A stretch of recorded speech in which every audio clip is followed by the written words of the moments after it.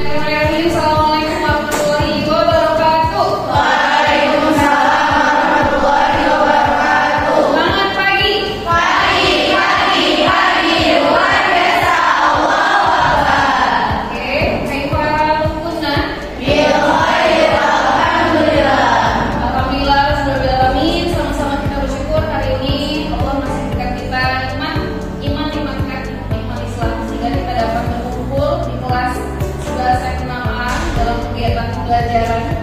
Kita awali kegiatan pembelajaran kita hari ini dengan ayat yang akan kita basmalah. Bismillahirrahmanirrahim. Hari ini apakah ada yang tidak hadir? Oke, dosen dulu ya. Aini, Baris, Cahaya, Musa, Putri Agni, Ira, Abe. Oke, sebelumnya kita udah bahas materi tentang KA atau singkatannya dari kecerdasan artifisial dan paling sederhana. Nah, hari ini kita akan melanjutkan di pelajaran psikolog. Kita review dulu pembelajaran sebelumnya. Sama-sama kita tahu EKS sudah muncul di beberapa tahun belakang. Nah, jadi apa itu EKS? Itu adalah cabang komputer yang bertujuan membantu mesin berpikir dan belajar layaknya manusia. Nah, muncul mitos dan realita yang ada. Apakah AI dapat menggantikan semua pekerjaan manusia? Tidak. Kemudian, apakah AI memiliki kesadaran dan emosi sama seperti manusia? Jadi realita di lapangan apa? AI fungsinya hanya membantu pekerjaan kita, bukan mengganti secara keseluruhan. Bahkan robot yang ada pun itu bukan dibuat dari AI tapi dibuat oleh otak manusia. Kalau kita bandingkan dengan gambar nih, ada yang bisa tahu perbedaannya? Yang depannya gambar apa? Yang belakangnya? Oke. Kalau itu statement, apakah robot jauh lebih hebat dibandingkan otak manusia? Yang bilang tidak, alasan kenapa? Siapa mau jawab? Tidak. Kenapa, Kai? Kenapa lebih hebat otak manusia dibandingkan robot? Jabatan manusia karena yang bikin otak robot itu manusia. Iya, karena balik lagi ya. Jadi robot ini pun dibuat oleh otaknya manusia. Sebelum lanjut, Ibu mau tanya dulu. Coba baca sama-sama. Wahid Ismail Salasa. Kalian menggunakan kalimat perintah di AI. Kapan dan apa kalimat perintah yang kalian tuliskan? Ada yang mau jawab? Oke, silakan Aini. Boleh Piaman berdiri? Ada yang berdiri ya. Biar kedengaran suaranya. Jadi beberapa hari yang lalu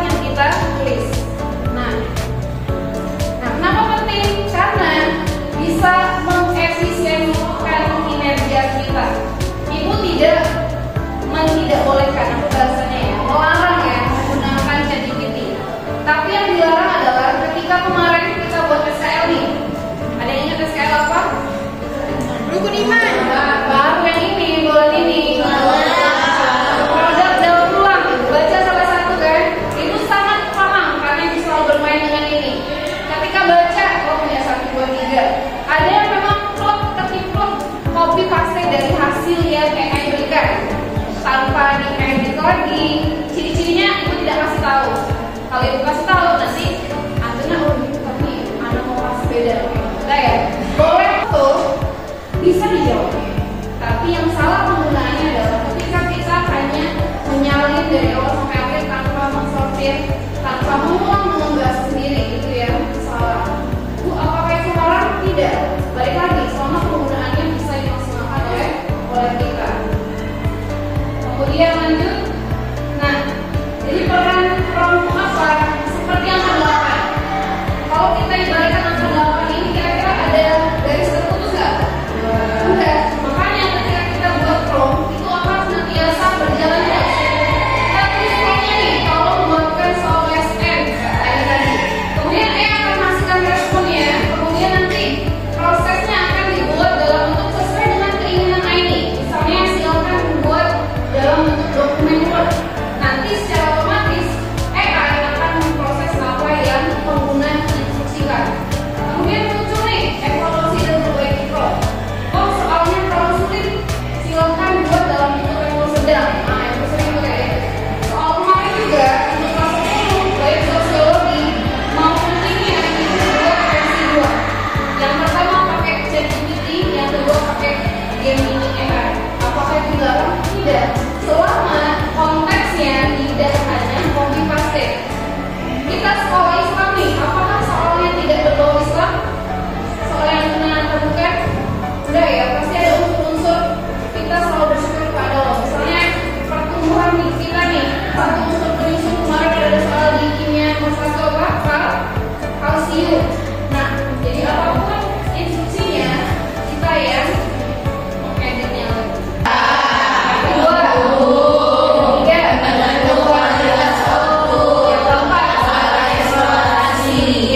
Jadi yang pertama sebagai pengertian instruksinya belum spesifik sebagai penghubung, jadi jembatan komunikasi antara kita sama mesin. Bahkan ada cerita nih tempat ibu pelatihan kemarin, ada teman dari teman ibu pelatihan ini cerita ada teman di sekolah itu LDR nih sama istrinya. Otomatis kalau LDR komunikasinya terbatas ya, buat lagu. Ide lagunya dari siapa? Dari kita. Kita mau buat tema tentang apa nih? Tentang kelas kesehatan, tentang persahabatan. Konteks teksnya dari kita. Yang nyanyinya siapa? AI. Canggih. Bahkan video iklan mobil, ada yang tahu mobil jenis Volvo? Ini juga ada di YouTube menggunakan AI untuk apa? Untuk buat iklan videonya. Di YouTube ada. Bahkan lain-lain juga banyak ya. Seperti kemarin viral nih, sekarang banyak ada yang umroh tapi dia belum umroh. Ya pakai apa? Pakai Gemini. Dan ini baru yang dipakai juga. Jadi ketika PPG itu persiapan untuk mendapatkan profesi guru lama, nggak nyampe 20 detik ya. Ketika itu muncullah foto ibu, dieditnya seperti ini. Dari jauh aja ya, ini before nih. Ini before ya, ini before. Nah, edit foto ini wajah tidak berubah, latar sama di bawah chatting menuju dada. Muncul seperti ini. Canggih ya? Canggih kan? Nih. Canggih kan, sehalus itu editannya ya. Teknologi. Kata pesan Arif itu teknologi ya. Jadi kalau kita promptnya jelas, maka instruksi yang akan kita berikan hasilnya pun akan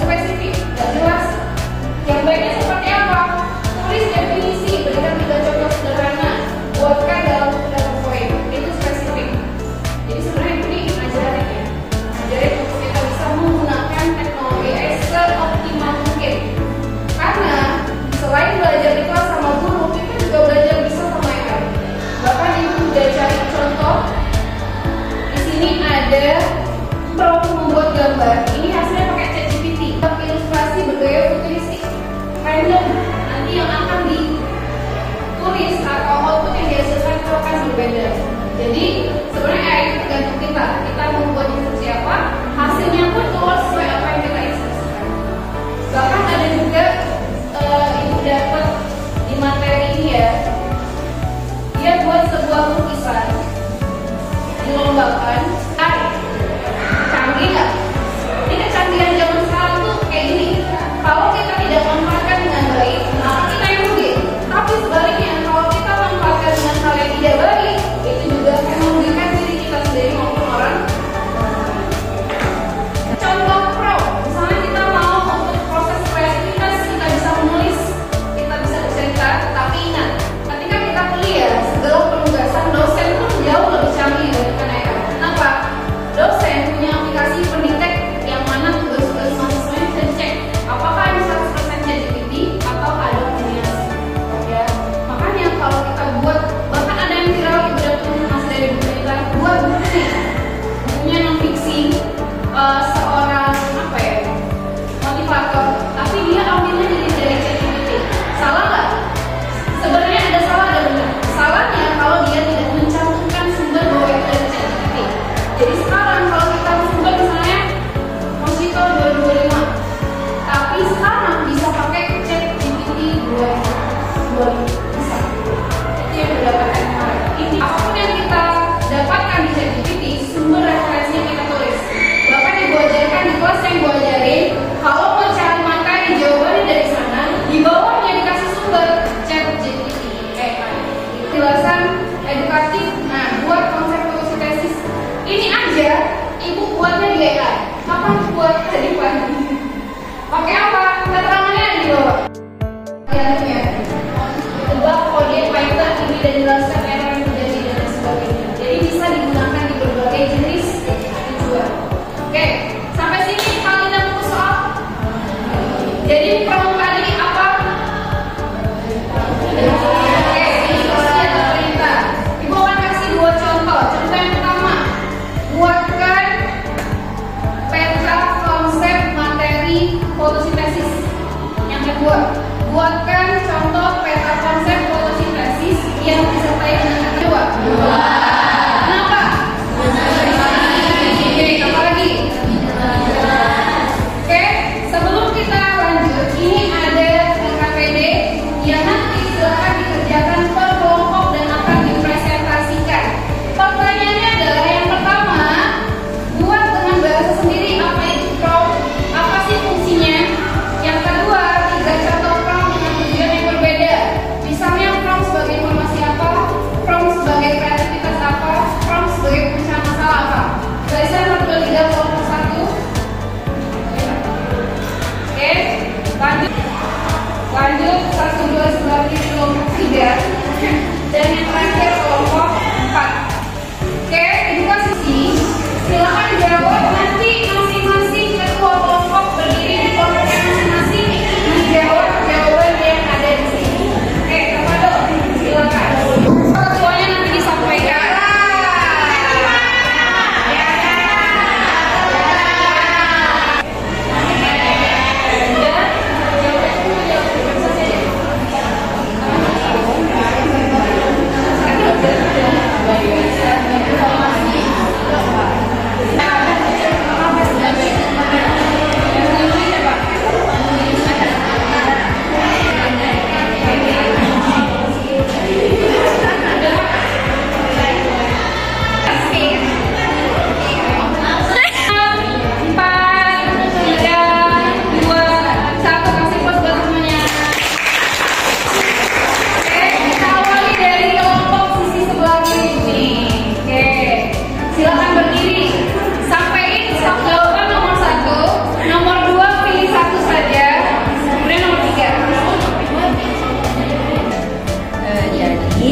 Prompt itu adalah instruksi atau perintah untuk mendapatkan output yang diinginkan.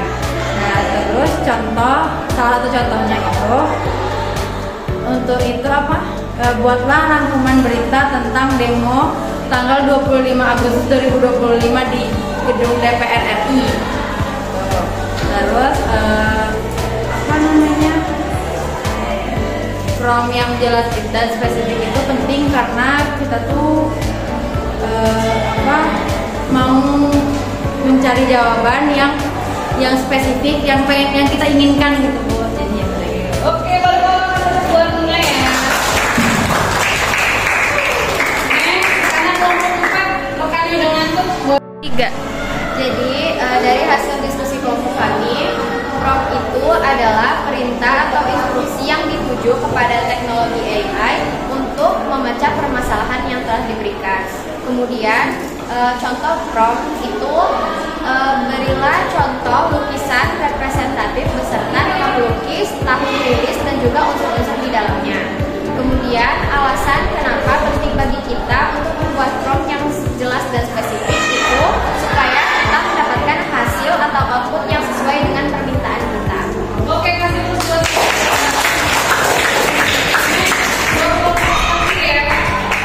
Juga, menurut diskusi dari kelompok kami, apa itu prompt? Yaitu adalah instruksi atau perintah yang diberikan oleh pengguna kepada kecerdasan artificial intelligence atau AI untuk memberikan solusi atas perintah yang dikerahkan. Contohnya, berikan unsur perintah 5W1H. Terus refleksi yang mengapa kita penting menggunakan itu adalah agar kita mengetahui unsur berita itu apa aja dan kita bisa mengetahui apa aja unsur berita.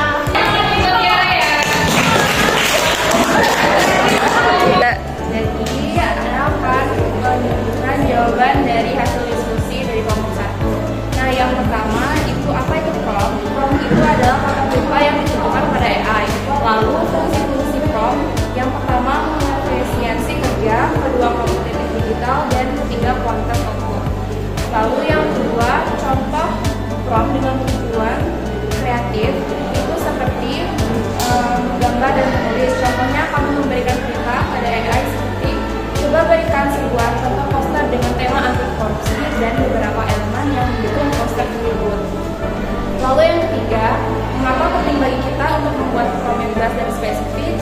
Karena untuk mendapatkan jawaban yang jelas, detail, dan sesuai dengan apa yang kita perintah dan hasil yang keluar tidak melenceng dari perintah sebenarnya. Oke, kasih plus buat komunikasi. Oke,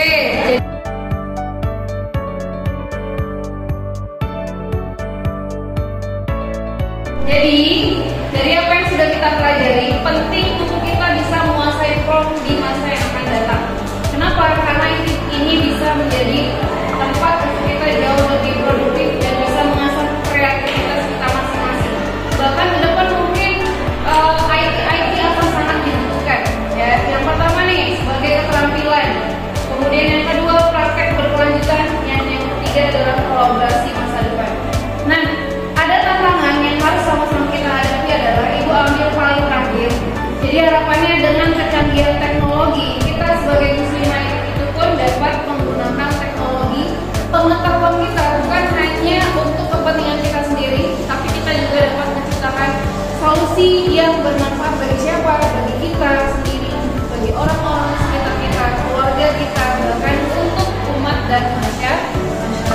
Wallahu a'lam bishawab. Halinda soal ada pertanyaan? Oke, kalau tidak ada pertanyaan kasih plus buat semuanya. Next pertemuan yang akan datang kita akan lebih bahas lagi tentang bagaimana penggunaan coding dalam AI. Ya, itu aja untuk hari ini. Syukran, assalamualaikum warahmatullahi wabarakatuh.